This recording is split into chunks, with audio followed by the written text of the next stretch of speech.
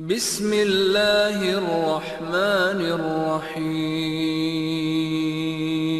السلام علیکم ورحمۃ اللہ وبرکاتہ۔ الحمدللہ رب العالمین والصلاة والسلام علی اشرف الانبیاء والمرسلین نبینا محمد وعلی آلہ واصحابہ اجمعین وبعد۔ ہاں پہلے والے سوال کے جواب میں ہی شیخ صالح فوزان بن عبداللہ الفوزان حافظہ اللہ نے جو سوال کا جواب دیا تھا، اس سوال کے جواب سے کچھ حصہ رہ گیا ہے، تو چونکہ ساری وضاحت ہو چکی ہے اس لیے صرف اور صرف ہم اس حصے کو پڑھ لیں تو بات واضح ہو جائے گی۔ شیخ صالح فوزان حافظہ اللہ نے یہ ساری باتیں بتانے کے بعد کہ سعودی حکومت کی خدمات کیا ہیں، سعودی حکومت کے کارنامے کیا ہیں، جو اس سے پہلے والے سیشن میں حلقے میں آپ کے سامنے بات چل رہی تھی، اس کے بعد شیخ صالح فوزان حافظہ اللہ نے حسب معمول، جیسا کہ ان کا طریقہ ہے ہمیشہ، اسی طریقے کے مطابق وہ اپنی برات کا اور بیزاری کا بھی اظہار کر رہے ہیں، کہہ رہے ہیں کہ ہم یہ نہیں کہتے، یہ صفحہ نمبر 416 پر ہے، ہم یہ نہیں کہتے کہ یہ حکومت ہر اعتبار سے مکمل ہے۔ یہ بہت ہی کھلا اعتراف ہے، بہت ہی کھلا اعتراف ہے، صاف لفظوں میں ہم یہ نہیں کہتے کہ یہ حکومت یعنی اپنی حکومت سعودی عرب ہر اعتبار سے مکمل ہے، اس میں کوئی کمی نہیں ہے، کمال ہے، ہم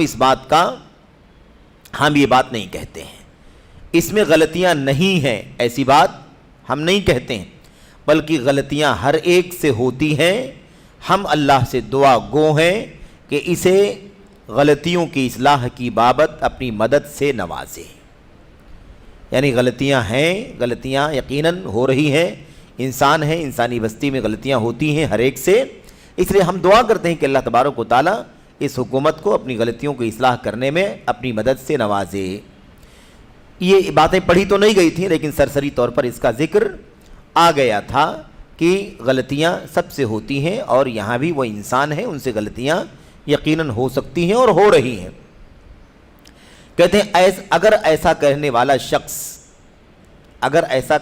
شخص کیسا کہنے والا شخص جو یہ کہتا ہے کہ سعودی حکومت دین کی دشمن ہے اور دعات پر سختی کرتی ہے، ایسا کہنے والا شخص خود اپنے آپ کو دیکھ لے تو اس میں کتنی غلطیاں ملیں گی، اس میں اتنی غلطیاں ملیں گی جس کے باعث اس کی زبان دوسروں کے بارے میں بولنے سے قاصر رہ جائے گی۔ یعنی جو سعودی حکومت کی اتنی ساری خوبیوں اور اتنے ساری خدمات کو دیکھنے کے بعد جو ان کی چند غلطیاں ہیں، ان غلطیوں کی بنیاد پر اسے پورے طور پر ناپید کرنے کی کوشش کرتا ہے اور اسے کنڈم کرنے کی کوشش کرتا ہے، اگر وہ خود اپنے آپ کو دیکھ لے تو اسے اپنے اندر اتنی غلطیاں ملیں گی جس کے باعث اس کی زبان دوسروں کے بارے میں بولنے سے قاصر رہ جائے گی۔ یعنی اتنی غلطی اپنے اندر اسے ملے گی کہ دوسروں کے بارے میں پھر نہیں بول پائے گا، اس کی زبان نہیں کھلے گی، اس کی زبان دوسروں کے بارے میں نہیں کھلے گی کہ تمہارے یہاں اتنی غلطیاں ہیں، تمہارے یہاں اتنی غلطیاں، نہیں بول پائے گا، اور اسے دوسروں کی طرف دیکھنے سے شرمندہ کر دے گی۔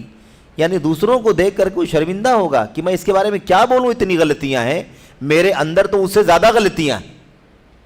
تو اپنی غلطیوں پر اگر وہ غور کر لے تو اسے احساس ہو جائے گا اور وہ شرمندہ ہو جائے گا، پھر اس قسم کی باتیں نہیں کرے گا۔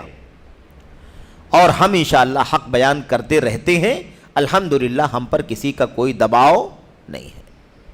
یہ بہت بنیادی بات شیخ کہہ رہے ہیں کہ ہم حق بیان کرتے رہتے ہیں، الحمدللہ ہمارے اوپر کسی کا کوئی دباؤ نہیں ہے۔ یعنی الحمدللہ وہ پوری سچائی کے ساتھ، پوری امانت داری کے ساتھ، بلا کسی ملامت کے ڈر کے، حق جو بھی اللہ کی کتاب میں اترا ہے، نبی کریم صلی اللہ علیہ وسلم کی سنتوں میں آیا ہے، راہ سلف جس پر چل رہے ہیں، اس کی روشنی میں ہم جو کچھ بھی کہنا ہے کہتے ہیں، جو کچھ بھی بولنا ہے بولتے ہیں، لیکن اصولوں سے نہیں ہٹتے ہیں، اصولوں سے نہیں ہٹتے ہیں۔ یعنی جیسے تم بولتے ہو ویسے ہم نہیں بولتے۔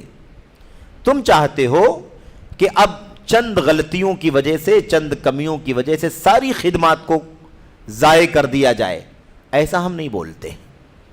یا تم چاہتے ہو کہ حکمرانوں کے خلاف، مطلب عوامی پلیٹ فارموں سے بات کی جائے، یا میڈیا یا لوگوں کے سامنے یا ممبر یا اخبارات وغیرہ کے ذریعے سے بات کی جائے، اس طرح سے ہم نہیں بولتے، ورنہ ہمارے اوپر کسی کا کوئی دباؤ نہیں ہے، ہم حق بولتے رہتے ہیں اور حق پھیلاتے رہتے ہیں، اس بارے میں کسی کی ملامت کا کوئی خوف نہیں کرتے۔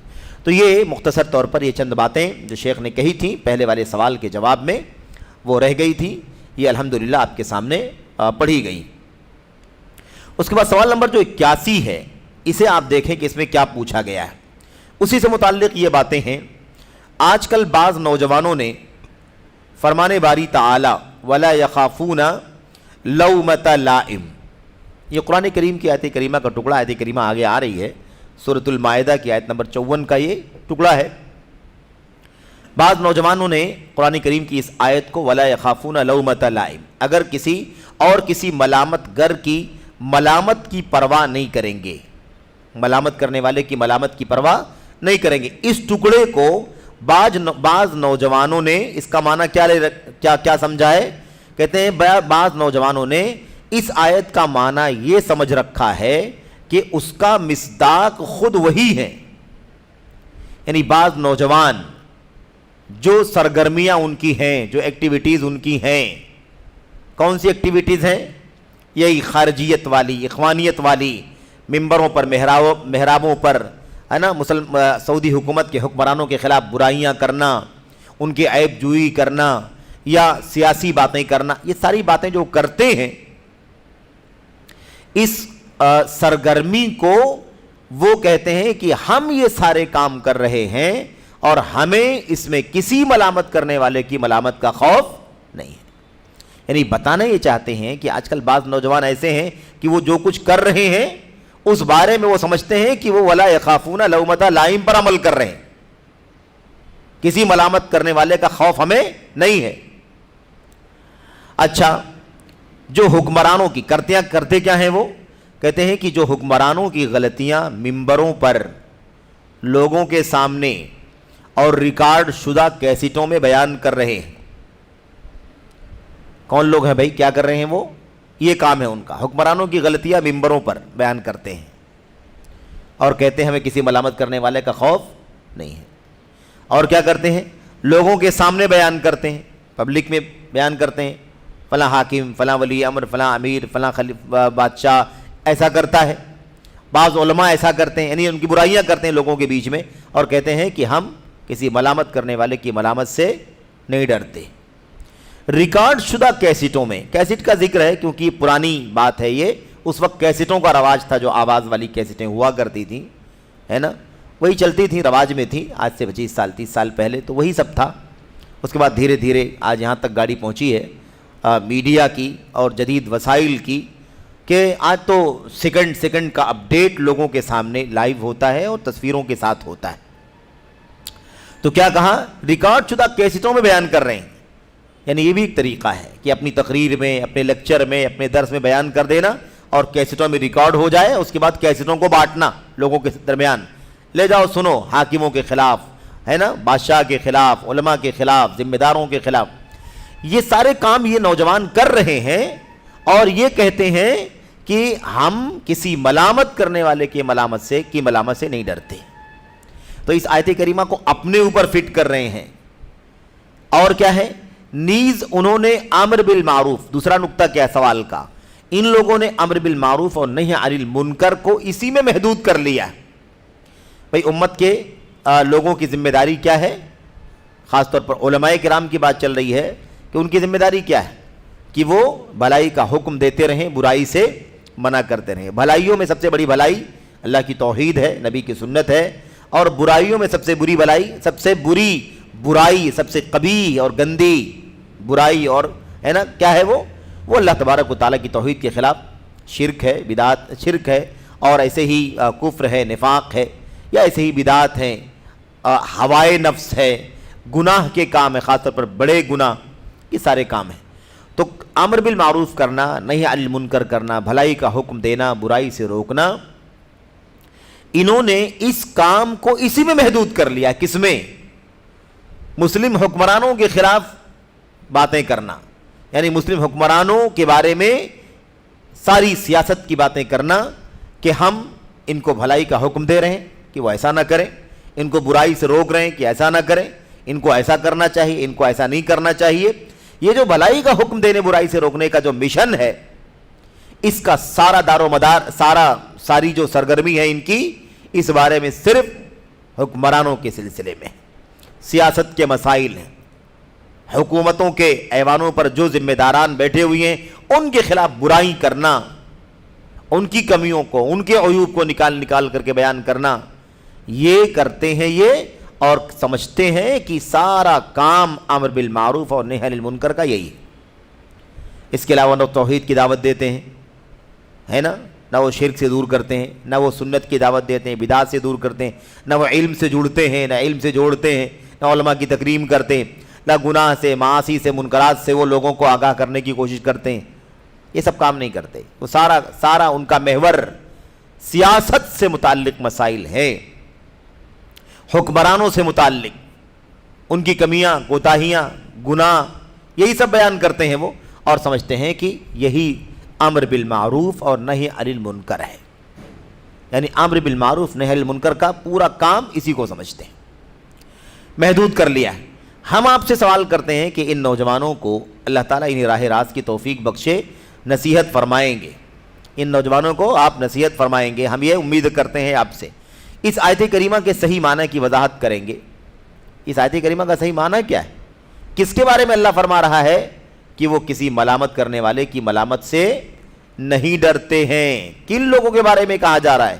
کون سا کام کرتے ہیں اور اس کام میں ملامت کرنے والے کی ملامت سے نہیں ڈرتے ہیں؟ آخر کون لوگ ہیں اور کس کام کے بارے میں اللہ فرماتا ہے کہ ملامت کرنے والوں سے کی ملامت سے نہیں ڈرتے ہیں؟ تو آیت کریمہ کا صحیح معنی واضح کریں گے، اور حکمرانوں کے بارے میں علانیہ باتیں کرنے والوں کا بھی حکم بیان فرمائیں گے۔ یہ ہے سوال۔ جواب میں شیخ کہتے ہیں اللہ تعالیٰ فرماتا ہے یا ایھا الذین آمنوا من یرتد، آیت کریمہ کو اچھے سے پڑھیں، غور کریں کہ آیت کریمہ میں اللہ کہہ کیا رہا ہے، کیونکہ اسی آیت کریمہ کی اخیر میں ہے یہ ولا یخافون لومۃ لائم، جس کو ان لوگوں نے اپنے اوپر فٹ کر لیا۔ اللہ فرماتا ہے یا ایھا الذین آمنوا من یرتد منکم عن دینہ فسوف یأتی اللہ بقوم یحبہم ویحبونہ اذلۃ علی المؤمنین اعزۃ علی الکافرین یجاہدون فی سبیل اللہ ولا یخافون لومۃ لائم۔ آیت کریمہ کے بالکل اخیر میں، اس سے پہلے کتنی باتیں، ترجمہ بھی لکھا ہے۔ اللہ فرماتا ہے اے ایمان والو، تم میں سے جو شخص اپنے دین سے پھر جائے، جو شخص اپنے دین سے پھر جائے، تو اللہ تعالیٰ بہت جلد ایسی قوم کو لائے گا جو اللہ سے محبت کرے گی، اور وہ بھی اللہ تبارک و تعالیٰ سے محبت کریں گے، اور اللہ تبارک و تعالیٰ بھی ان سے محبت کرے گا۔ اللہ ان سے محبت کرے گا اور وہ اللہ تبارک و تعالیٰ سے محبت کریں گے۔ وہ نرم دل ہوں گے مسلمانوں پر، اور سخت اور تیز دل ہوں گے کافروں پر۔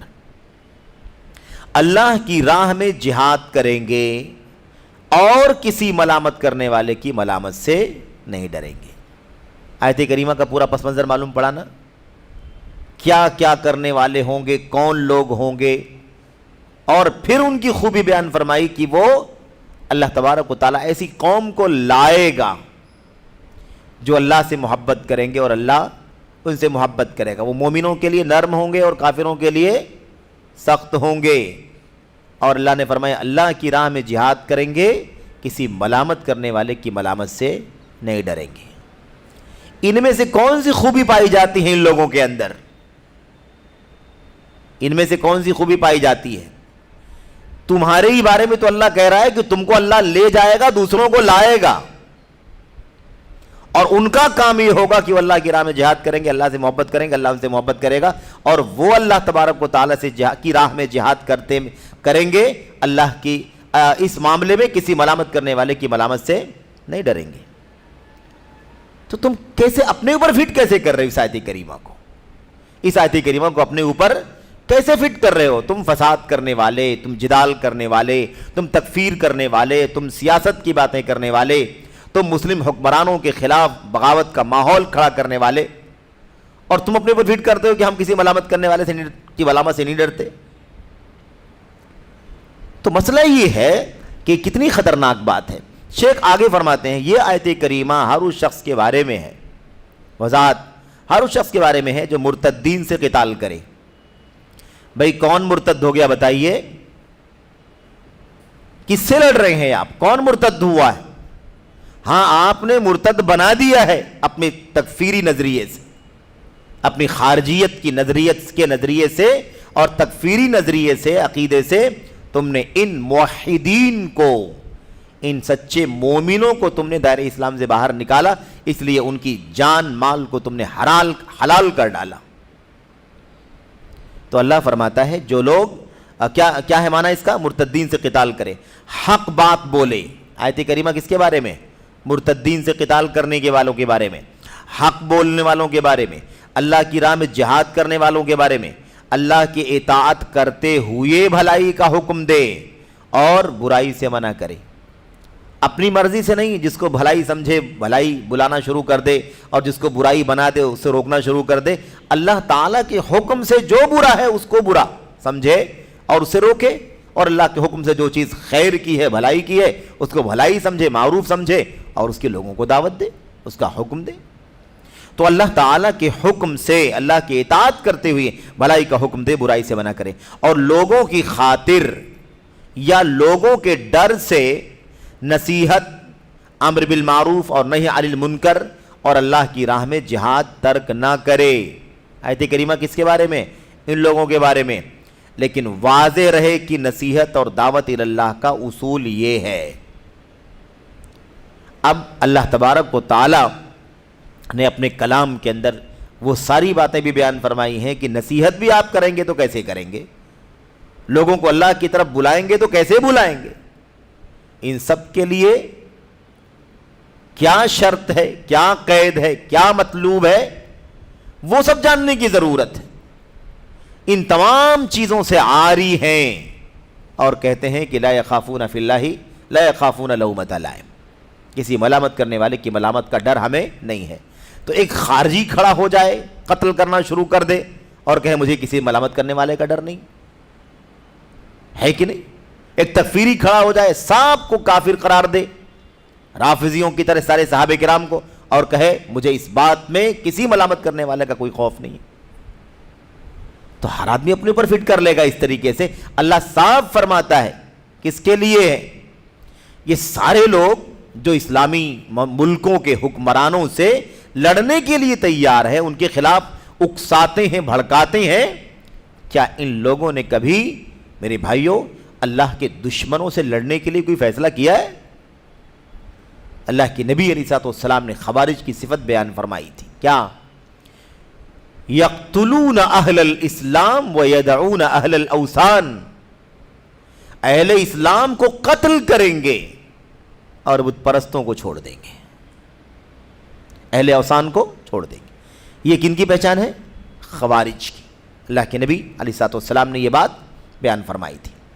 اچھا، تو یہ بات اب یہاں پر شیخ بیان فرما رہے مختصر طور پر کہ کیا ہے یہ؟ واضح رہے کہ نصیحت اور دعوت اللہ کا اصول یہ ہے. کیا ہے؟ اللہ تبارک و تعالیٰ فرماتا ہے ادع الی سبیل ربک بالحکمہ والموعظۃ الحسنہ وجادلہم باللتی ہی احسن. آپ اپنے رب کی راہ کی طرف لوگوں کو حکمت یعنی علم اور بہترین نصیحت کے ساتھ بلائیے. یہ حکم نبی کریم صلی اللہ علیہ وسلم کو اللہ تبارک و تعالیٰ دے رہا ہے. اے نبی آپ دعوت دیجئے. کیسے دعوت دیجئے؟ علم کے ساتھ اور نصیحت کے ساتھ، وہ بھی اچھی نصیحت کے ساتھ. وَجَادِلْهُمْ بِالَّتِي هِيَ أَحْسَنُ، اور بہت ہی خوبصورت طریقے سے ان سے بحث و مناظرہ کیجئے، بہت ہی خوبصورت طریقے سے ان سے گفتگو کیجئے. یہ دعوت کے اصولوں میں سے ہیں، یہ نصیحت کے اصولوں میں سے اصول ہے. آپ کے پاس کہاں علم ہے، کہاں حکمت ہے ایسا کرنے والوں کے پاس جو یہ کہہ رہے ہیں کہ ہمیں ملامت کرنے والے کی ملامت کا کوئی ڈر نہیں ہے اور ہم اپنے کام کر رہے ہیں، کسی سے ڈرتے نہیں، کسی سے گھبراتے نہیں، اپنی بہادری اپنی شجاعت کا اظہار کرتے ہیں. تو یہ اللہ تبارک و تعالیٰ کا کلام ہے. کس علم کی بنیاد پر؟ کہاں ہے آپ کے پاس علم بھائی؟ آپ تو علم سے کورے ہیں اور علم کی مجلسوں سے نفرت کرتے ہیں، علماء سے نفرت کرتے ہیں. عوام کا رشتہ علماء سے کاٹنے میں آپ کی سرگرمی بہت زیادہ دکھائی دیتی ہے. بلکہ جو آپ کی رائے اور آپ کے موقف کے مطابق سیاسی باتیں نہیں کرتے جو علماء، ان کو آپ بزدل کہتے ہیں، ان کو آپ ایجنٹ کہتے ہیں، آپ ان کی مذمت کرتے ہیں، ان کی برائیاں کرتے ہیں. ان علماء کو علماء ماننے کے لیے تیار نہیں ہے. ان علماء کو حیض و نفاس کے اور وضو، تیمم اور مسح علی الخفین کے علماء کہتے ہیں. آپ کا کام ہے. اللہ فرماتا ہے کہ دعوت و نصیحت کا کام کون کریں گے؟ بالحکمہ، علم کے ساتھ. اور حکمت تو علم سے بھی بڑھ کر کے. حکمت کیا ہے؟ علم سے بڑھ کر کے ہے. علم کتاب و سنت کے دلائل کا نام ہے، لیکن کتاب و سنت کے دلائل کے ساتھ حالات کا تجربہ، امر بالمعروف کے اصول، نہی عن المنکر کے اصول کیا ہیں، کب کیا کرنے سے کیا بڑھ جائے گا اور کیا گھٹ جائے گا، اس کی بھی فقہ کا علم ہونا چاہیے. کب بھلائی کا حکم دیں، کب بھلائی کا حکم نہ دیں، کب برائی سے روکیں، کب برائی سے نہ روکیں. برائی سے روکنے کے نتیجے میں بڑی برائی پیدا ہوتی ہو تو برائی سے ہو تو ہمیں برائی سے روکنے کا کام نہیں کرنا ہے. کیونکہ شیخ الاسلام آگے بات آ رہی ہے کہ برائی سے روکنا اگر کسی بڑی برائی کا سبب بن سکتا ہو تو وہ برائی سے روکنا خود برائی ہے. کسی بھلائی کا حکم دینے کے نتیجے میں کوئی بڑا منکر آ رہا ہو، کوئی بڑی مشکل آ رہی ہو تو وہ امر بالمعروف خود اپنے آپ میں معروف نہیں ہے بلکہ منکر ہے. یہ ساری چیزیں جاننے والا کیا کہلاتا ہے؟ ساری چیزیں جاننے والا حکمت والا کہلاتا ہے، بصیرت والا کہلاتا ہے. تو کیا کہا؟ کہتے ہیں کہ اللہ تبارک و تعالی، یہ آیت کریمہ ہو گئی. اس کے بعد اللہ تبارک و تعالی فرماتا ہے حضرت موسیٰ اور ہارون علیہ السلام کو جب اللہ تعالیٰ نے فرعون کے پاس بھیجا تو اللہ تعالیٰ نے کیا فرمایا؟ فَقُولَا لَهُ قَوْلًا لَيِّنًا لَعَلَّهُ يَتَذَكَّرُ أَوْ يَخْشَىٰ. اسے نرمی سے سمجھاؤ، اسے نرم بات کرو، نرمی سے سمجھاؤ، ہو سکتا ہے وہ سمجھ جائے یا پھر ڈر جائے، اللہ تبارک و تعالیٰ کا خوف اس کے دل میں آ جائے. تو یہ ہے نرم گفتگو ہونی چاہیے. یہ بھی ایک کیا ہے؟ دعوت کے اسالیب میں سے ہے. ایسی اللہ تبارک و تعالیٰ نے فرمایا فَبِمَا رَحْمَةٍ مِّنَ اللَّهِ لِنْتَ لَهُمْ وَلَوْ كُنْتَ فَظًّا غَلِيظَ الْقَلْبِ لَانفَضُّوا مِنْ حَوْلِكَ. اگر آپ اللہ تبارک و تعالیٰ کی محض رحمت کی وجہ سے نرم ہیں، اگر آپ سخت زبان ہوتے، سخت دل ہوتے تو جو لوگ آپ کے گرد آپ کو گھیر کر کے بیٹھے ہوئی ہیں، آپ کے ساتھ ساتھ ہر دم رہتے ہیں، یا آپ کے پاس نہیں رہتے، آپ سے دور ہٹ جاتے، آپ سے چھٹ جاتے، آپ سے نفرت کرتے. لیکن آپ کی زبان، آپ کا تعامل، آپ کا رویہ میٹھا ہے.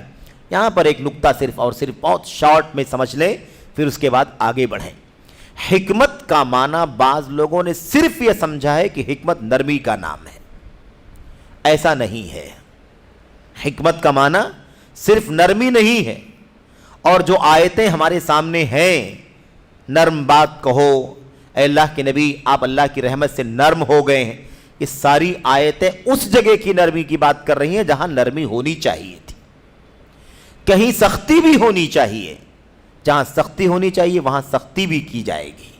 اسی لیے جو حکمت کی بات کہی گئی کہ ادعو الی سبیل ربک بالحکمہ، حکمت کے ساتھ اپنے رب کی راہ کی طرف لوگوں کو بلائیے.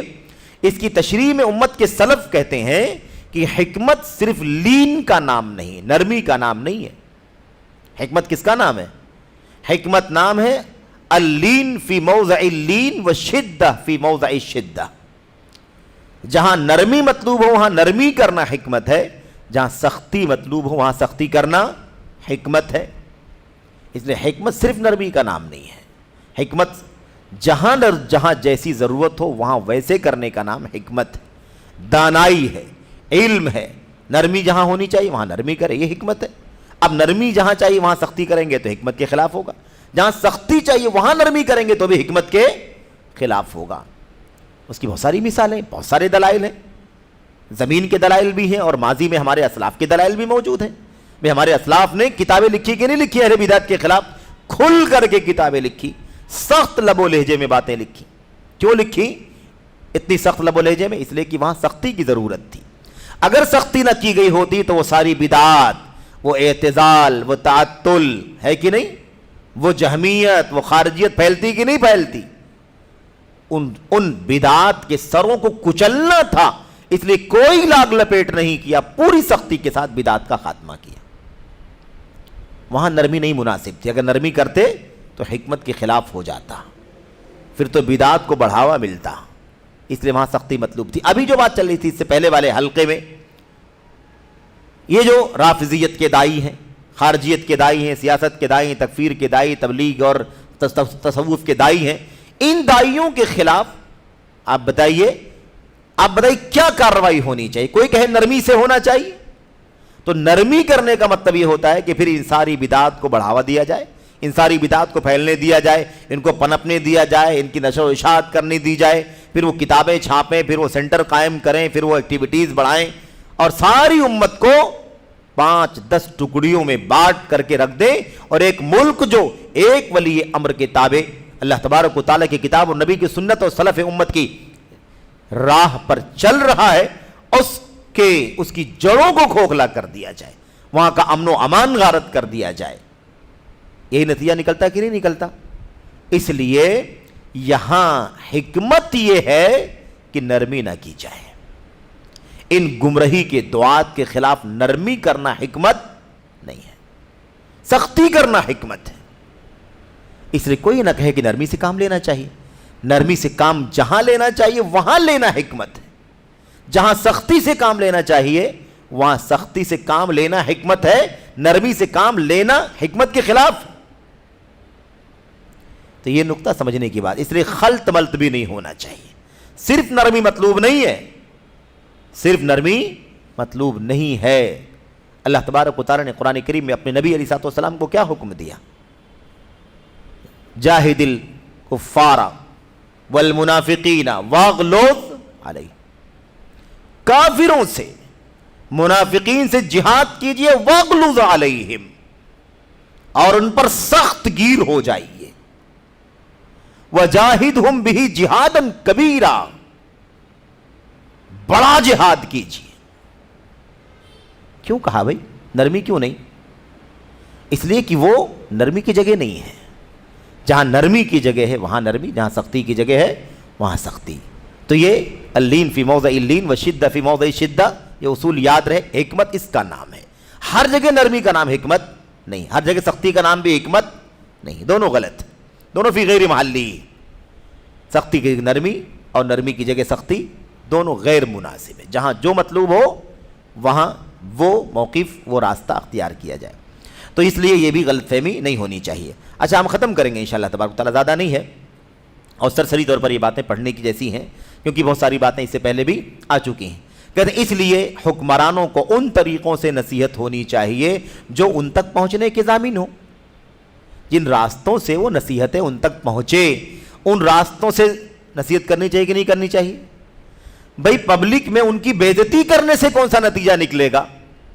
ان کی برائیاں پبلک میں لانے کا کون سا فائدہ ہے؟ عوام کے بیچ میں بیان کرنے کا کیا فائدہ ہے؟ وہ بات ان سے ہونی چاہیے جن سے ہونی چاہیے. وہ بات ان تک جیسے پہنچے اس راستے سے آپ کو نصیحت کرنی چاہیے. اس کا بھی تذکرہ شیخ نے کیا. یعنی اس طور پر نصیحت ہونا چاہیے کہ ان کی بے عزتی اور برائی نہ ہو. اور یہ کسی ملامت کرنے والے کی ملامت سے نہیں ڈرنے کا دعویٰ کرنے والے کیسے نصیحت کرتے ہیں حکمرانوں کو؟ ممبر سے, اسٹیج سے, پلیٹ فارم سے, میڈیا سے, خطبوں میں, اخباروں میں, یہاں ساری دنیا کے سامنے ان کو بے عزت کرتے ہیں, اور پھر کہتے ہیں کہ ہمیں کسی ملامت کرنے والے کا کوئی ڈر. کتنا افسوس کی بات ہے. یہ جگہ اس کی نہیں ہے. یہ جگہ کس کی ہے؟ اللہ کے نبی علیہ السلام کی سنت بتلاتی ہے کہ ہمیں نصیحت کیسے کرنی چاہیے. تو یعنی اس طور پر کہ ان میں اس کی بے عزتی اور برائی نہ ہو, حکمرانوں کی برائی اور بے عزتی نہ ہو. یا سادہ لوح یعنی بھولے بھالے عوام کی عقلوں میں ان سے نفرت پیدا نہ ہو, اور نفرت پیدا کرنا, اکسانا ہی ان کا مقصد ہوتا ہے. نفرت پیدا کرو, دوریاں پیدا کرو. اور اس بارے میں اس سے پہلے بھی بہت ساری باتیں ہوئی ہیں, ساری تفصیلات میں بار بار ہمیں نہیں جانا ہے. اسی طرح نصیحت, دوسری بات, نصیحت ناصح اور حکمران کے درمیان رازدارانہ طور پر ہونی چاہیے. ملامت کرنے والے کی ملامت سے ہم نہیں ڈرتے. دعویٰ کرنے والے کون سے اصول پر چلتے ہیں بھائی؟ اس میں ملامت کے ڈر کی کیا بات ہے؟ یہ کام خود کیا ہے؟ یہ کام خود ملامت کا کام ہے, قابل ملامت کام ہے. تم نے سنت چھوڑ کر کے اپنی ہوس کو جہاد کا نام دے دیا، اپنی ہوس کو بہت بڑا کارنامہ بنا دیا اور کہا کہ ہم ڈنکے کی چوٹ پہ حکمرانوں کی برائی کرتے ہیں، کسی ملامت کرنے والے کی ملامت سے۔ یہ خارجیت ہے، یہ رافضیت ہے، یہ اخوانیت ہے، اس کا کیا تعلق ہے سنت سے؟ اس کا کوئی تعلق نہیں۔ تو یہ بات سمجھیں کہ نصیحت ناصح اور حکمران کے درمیان رازدارانہ، ایک دم خفیہ، تنہائی میں سمجھا دو، تنہائی میں بتا دو، تنہائی میں نصیحت کر دو، یہ چیز ہونی چاہیے۔ بئی طور کی یا تو روبرو ملاقات کرے اس طرح سے کہ روبرو براہ راست ہے نا، تنہائی میں براہ راست ملاقات کر لے اگر یہ کر سکتا ہو تو، یا خط و کتابت کرے۔ کتنا اچھا راستہ، آدمی تنہائی میں خط میں لکھ کر کے اپنے پیغام کو پہنچا دے ان تک۔ یہ جو آدمی واقعی حکمت والا ہوگا، واقعی ناصح اور خیرخواہ ہوگا، وہ ایسا کرے گا۔ اچھا، یا اس سے رابطہ کر کے ان مسائل کی وضاحت کرے، رابطہ کر لے اور مسائل بتائے کہ بھئی یہ سب مسائل ہیں جس میں آپ نظر ثانی کر لیں، اپنی اصلاح کر لیں، ایسا نہ کریں، مثال کے طور پر۔ ساتھ ہی یہ چیز نہایت نرمی اور ملائمت، یعنی ملائمت کے معنی بھی نرمی سے اور مطلوب ادب و احترام کے ساتھ ہونی چاہیے، یعنی وہ ادب اور احترام جو ہونا چاہیے شریعت میں مطلوب ہے، اس ادب و احترام کے ساتھ حکمرانوں کو یہ نصیحت ہونی چاہیے۔ نرمی رہے، ادب رہے، ہے نا، احترام رہے۔ بھئی کبھی آدمی کے ماں باپ سے بھی غلطی ہو سکتی ہے، تو کیا ماں باپ کے ساتھ وہی رویہ اختیار کرے گا جو اپنے بچے کے ساتھ کرتا ہے، یا کسی عام آدمی کے ساتھ جو رویہ اختیار کرتا ہے؟ تو غلطی ضرور ہے، لیکن ان کا مقام اونچا ہے کہ نہیں اونچا ہے؟ ان کا مقام اونچا ہے، ان کا درجہ اونچا ہے، ان کا ادب مطلوب ہے، ان سے آواز بلند نہیں ہونی چاہیے، ان کے سامنے اوف نہیں بولنا چاہیے جن کا مقام یہ ہے۔ تو ہمیں ادب احترام ملحوظ رکھنا ہے، نرمی کے ساتھ، پیار کے ساتھ، شفقت کے ساتھ ساری باتیں کرنی ہیں۔ تو ولی امر کا مقام کتنا اونچا ہے بھائی؟ ولی امر تو نائب ہے نبی کریم صلی اللہ علیہ وسلم کا۔ من اطاع امیری فقد اطاعنی ومن اطاعنی فقد اطاع اللہ۔ جس نے میرے امیر کی اطاعت کی اس نے میری اطاعت کی، اور جس نے میری اطاعت کی اس نے اللہ کی اطاعت کی۔ یہ تسلسل وہی چل رہا ہے کہ نہیں چل رہا ہے؟ نبی کریم صلی اللہ علیہ وسلم، خلفائے راشدین اور ان کے بعد کے حکمران، تسلسل اسلامی حکمرانوں کے مقام کو سمجھنے کی اور جاننے کی ضرورت ہے۔ جمہوریت کی فضا میں رہ کر کے ہم نے اسلامی تعلیمات کو سمجھا ہی نہیں۔ دنیا کی ہر جگہ جمہوریت چاہتے ہیں، جمہوریت کا نظریہ، سیکولر سوچ کے ساتھ ہر جگہ کام کرنا چاہتے ہیں۔ یہ طریقہ غلط ہے۔ جمہوریت کا اپنا الگ نظام ہے، اس کے اپنے الگ تقاضے ہیں، اس کے اپنا الگ اصول ضابطے ہیں، اس میں الگ رویہ ہونا چاہیے۔ اور اسلامی نظام جہاں نافذ ہے وہاں کے اپنے تقاضے، وہاں کے اصول، ضابطے۔ اسلام نے دنیا میں ہر طرح کے حالات میں، ہر دور میں جیسے بھی حالات پیدا ہوں گے، تمام حالات میں تمام چیزوں کی الحمدللہ رہنمائی فرمائی ہے، اور سارے اصول کتاب و سنت کے اندر، سلف امت کی سیرت کے اندر مطلوب ہے۔ کوئی ایسا نقطہ، کوئی ایسا سیکنڈ، کوئی ایسا لمحہ انسان کی زندگی میں دنیا کے کسی بھی خطے میں نہیں آئے گا قیامت تک جس کی رہنمائی اللہ تبارک و تعالیٰ کے دین میں نہ ملتی ہو، کیسے بھی حالات ہو جائیں۔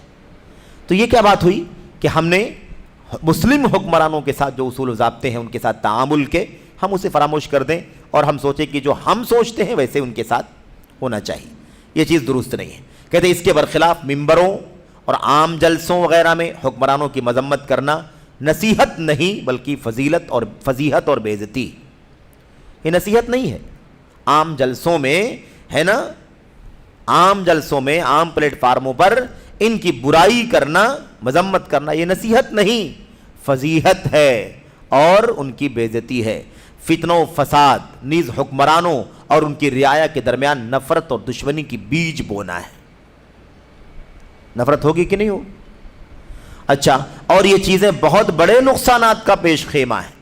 اس کا نتیجہ بہت برا نکلے گا۔ جب عوام، رعایا اور حکمران کے درمیان نفرت پیدا ہو جائے گی تو پھر خون خرابہ ہوگا، مار دھاڑ ہوگی، ہے کہ نہیں؟ جانوں کے، مالوں کے، عزت و آبرو کے نقصان ہوں گے، امن تباہ ہو جائے گا، غارت ہو جائے گا امن و امان۔ اور اسلام ایک سیکنڈ کے لیے بھی اس بات کو پسند نہیں کرتا۔ انہی کاموں کے سبب یہ دیکھیے، اب یہاں نقطہ سمجھ لیں آپ، یہاں سے شیخ جمال یہاں پر آئے ہیں بات، اور کیا شیخ صالح فوزان ہی کی بات چل رہی ہے؟ شیخ صالح فوزان یہاں پر یہ بات نقطے کی کہہ رہے ہیں انہی کاموں کے سبب، یہ جو باتیں چل رہی ہیں نا، انہی کاموں کے سبب بسا اوقات حکمران اہل علم اور دعات پر مسلط اور سخت گیر ہو جایا کرتے ہیں۔ یعنی جو باتیں آتی ہیں نا کہ علماء کے خلاف سختی ہو رہی ہے، دعات کے خلاف سختی ہو رہی ہے، اس طرح کی باتیں جو سنتے ہیں، جانتے ہیں، دیکھتے ہیں اور ہوتی ہیں، اسی طرح کی وجوہات ہیں اس کے پیچھے۔ ایسے ہی سب کام ہے۔ جب امن و امان کو نقصان پہنچنے کا خطرہ ہوتا ہے تب مسلم حکمران ایسے دعات اور علماء کے خلاف سخت رویہ اختیار کرتے ہیں اور اس پر ایکشن لیتے ہیں، یا ان کے ساتھ جو بھی تعدیبی کارروائی ہے یا روک تھام کی کارروائی ہے وہ سارے کام کیے جاتے ہیں۔ اور رہی بات یہ کہ علماء کا احترام ہونا چاہیے، تو احترام کے ساتھ ہی وہ کام ہوتا ہے، کبھی بھی ان کی تنقید سے بے عزتی نہیں ہوتی، صرف اور صرف اتنی کارروائی کہ یہ شر رک جائے، یہ شر نہ پھیلے، یہی مقصد ہوتا ہے۔ کوئی بتائے کہ کسی عالم کے ساتھ کوئی ایسا سلوک کیا گیا ہے، کسی داعی کے ساتھ جو کسی مجرم کے ساتھ کیا جاتا ہے، عام مجرموں کے ساتھ؟ ہرگز نہیں، ایسی کوئی بات نہیں ہے، الا ایک ہی اس کا شر یہاں تک پہنچ چکا ہو کہ پورے طور پر خارجیت کا وہ مشن اور داعی بن گیا ہو، تو الگ مسئلہ ہے۔ خون خرابہ کرنے کی راہ پر پہنچ چکا ہو، اس کی سرگرمیاں، اس کی ایکٹیویٹیز ایسی ہو چکی ہوں تو حکومت کارروائی کرتی ہے ایسے لوگوں کے بارے میں، ورنہ عام حالات میں صرف اور صرف مقصد کیا ہوتا ہے کہ بھئی اس آدمی کی تقریر تحریر میں عوامی پلیٹ فارموں میں حکمرانوں کی برائی چل رہی ہے، اس سے عوام کے دلوں میں حکمرانوں کے سلسلے میں نفرت پیدا ہو رہی ہے اور اس کا انجام دھیرے دھیرے خراب ہو جائے گا، اس لیے اس کی روک تھام کرو۔ تو شیخ صالح فوزان کی جملے ہیں، یاد رہے، کہتے ہیں اسی سبب بسا اوقات یعنی کبھی کبھی حکمران اہل علم اور دعات پر مسلط اور سخت گیر ہو جایا کرتے ہیں۔ چنانچہ ان چیزوں میں جتنا خیر و بھلائی کا گمان کیا جاتا ہے اس سے کہیں زیادہ شر و فساد اور سنگینیوں کو جنم دیتی ہے۔ یعنی جو سوچتے ہیں نا ممبروں پر بولیں گے تو پھر حکمران سدھر جائیں گے اور میڈیا پر بات کریں گے تو لوگ باز آ جائیں گے اور یہ سب سدھار ہو جائے گی، ایسا ہوگا، یہ جو سوچے رہتے ہیں نا، گمان کرتے ہیں کہ ہمارے اس رویے سے پبلک پلیٹ فارموں سے، عوامی پلیٹ فارموں سے بات کرنے کے نتیجے میں، برائی کرنے کے نتیجے میں اصلاح ہو جائے گی، یہ ان کا گمان ہے، خیال ہے، اس سے زیادہ نقصان اور اس سے زیادہ خطرناکیاں اس کے نتیجے میں پیدا ہوتی ہیں، جنم دیتی ہیں۔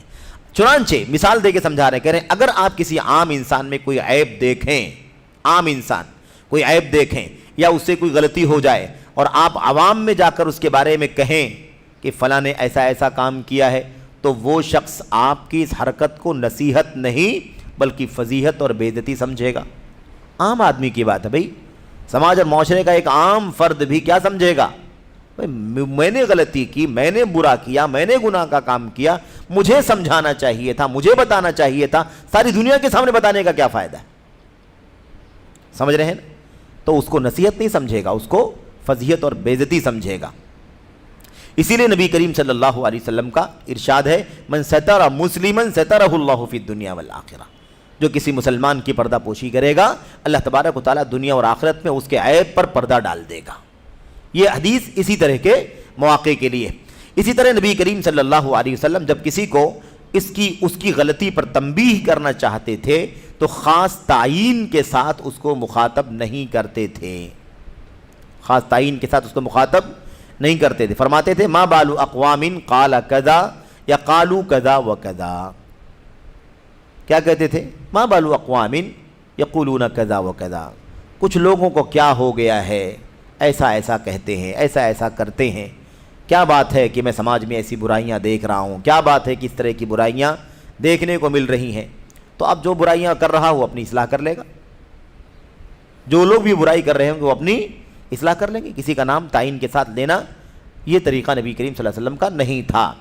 ہاں کوئی آدمی بدعقیدگی پھیلا رہا ہو اپنی زبان و قلم سے، بدعات پھیلا رہا ہو اپنی زبان و قلم سے، اس کا داعی بن گیا ہو، تو چونکہ اس نے ایسی برائیاں بدعقیدگیاں پھیلا دیا ہے کہ لوگ اس میں ملوث ہو چکے ہیں، تو اب اس کے شر سے آگاہ کرنے کے لیے اسلام اس بات کی اجازت دیتا ہے کہ اس کو بے نقاب کیا جائے. یہاں بھی اس کی ذات سے کوئی نفرت نہیں بلکہ اس کے اس برے عقیدے اور برے منہج سے نفرت ہے جس کے ذریعے سے وہ لوگوں کو عقیدے یا منہج میں گمراہ کر رہا ہے. ٹھیک ہے. کہتے ہیں کیونکہ ناموں کی صراحت کرنا فائدے سے زیادہ فساد و بگاڑ کا باعث ہے. عام لوگوں کی بات چل رہی ہے تو مسلمانوں کے حاکم کا مقام کتنا اونچا ہے, مسلمانوں کے امام کا مقام کتنا اونچا ہے. کہتے ہیں بسا اوقات اس میں سرے سے کوئی بھلائی نہیں ہوتی بلکہ محض فرد اور جماعت کے حق میں کئی گنا برا اور سنگین ہوتا ہے. یعنی اس کا انجام کیا ہوتا ہے؟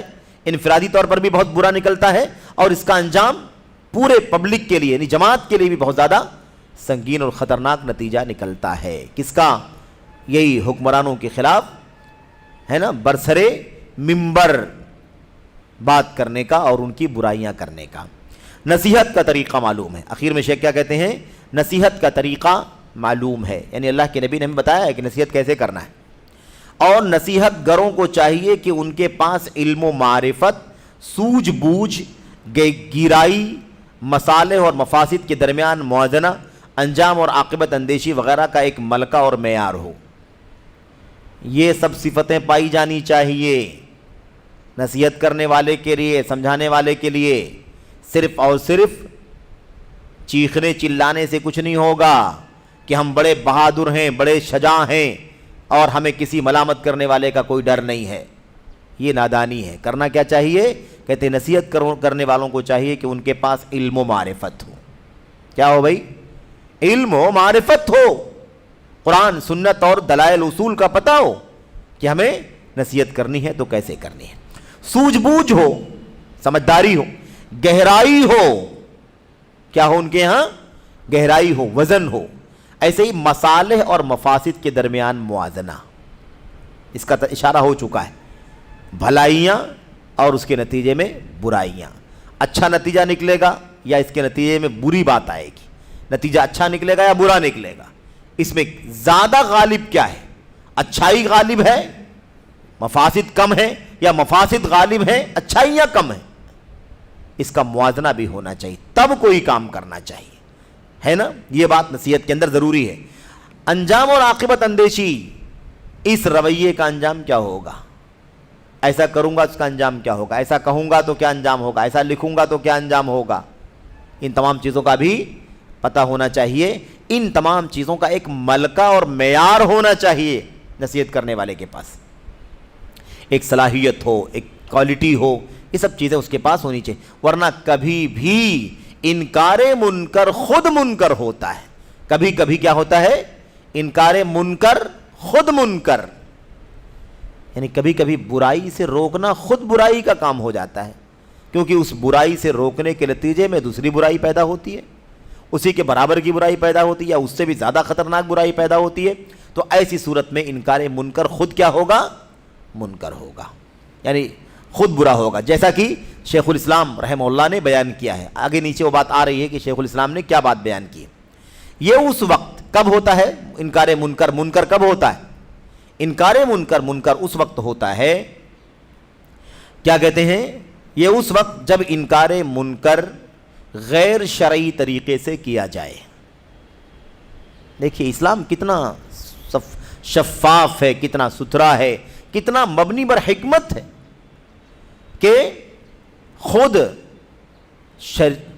انکار منکر میں بھی شریعت کا طریقہ ضروری ہے. اب یہ نہیں کہ برائی چل رہی تو اب ہم آزاد ہو جائیں, جیسے چاہیں اس کو ختم کرنے کی کوشش کریں. نہیں, شریعت کیا کہتی ہے, اس منکر کو ہٹانے, منکر کو ختم کرنے کے لیے شریعت کا اصول کیا ہے. تو انکار منکر کے لیے بھی ہمیں جذباتیت, جارحیت, نفس پرستی کا راستہ نہیں بلکہ شریعت کے اصولوں کو اور شرعی طریقے کو ملحوظ رکھنا ضروری ہے. تو جب انکار منکر غیر شرعی طریقے سے کیا جائے تو کیا ہو جاتا ہے؟ انکار منکر ہو جاتا ہے, خود ہی منکر ہو جاتا ہے. کیونکہ اس صورت کہتے ہیں کہ اس صورت میں انکار منکر خود منکر ہو جاتا ہے جب غیر شرعی طریقے سے انکار منکر کیا جائے. کیسا؟ ایسا کیوں ہے؟ کیونکہ وہ فساد جنم دیتا ہے. اس کا انجام کیا ہوتا ہے؟ فساد. اس کا رزلٹ کیا نکلتا ہے؟ بگاڑ, برائی, اس لیے وہ انکار منکر منکر ہے۔ اسی طرح غیر شرعی طریقے سے کی گئی نصیحت کو بھی بسا اوقات ہم نصیحت نہیں کہتے، یعنی کبھی کبھی نصیحت بھی نصیحت نہیں ہوتی۔ ابھی حکمرانوں کو اگر ممبر سے نصیحت کی جائے تو نصیحت ہوگی؟ فضیحت ہوگی۔ ہماری آپ کی پبلک میں برائی کی جائے تو کیا نصیحت ہوگی؟ فضیحت ہوگی۔ تو صاف کہہ رہے ہیں اسی طرح غیر شرعی طریقے سے کی گئی نصیحت کو بھی بسا اوقات ہم نصیحت نہیں کہتے، بلکہ اسے فضیحت، بے عزتی، تشہیر، عیب جوئی، آگ لگانا اور مزید فتنہ پھیلانا وغیرہ کہتے ہیں، جب وہ نصیحت شرعی طریقے سے نہ کی جائے، جب وہ نصیحت غیر شرعی طریقے سے کی جائے، شرعی طریقے سے نہ کی جائے تو نصیحت بھی کیا ہو جاتی ہے؟ یہ ساری برائیاں اس کے اندر اکٹھا ہو جاتی ہیں۔ تو یہ تو شیخ صالح فوزان حفظہ اللہ کا جواب ہوا، اور اس کو ایک دو پیراگراف بچا اسے ختم کر لیں۔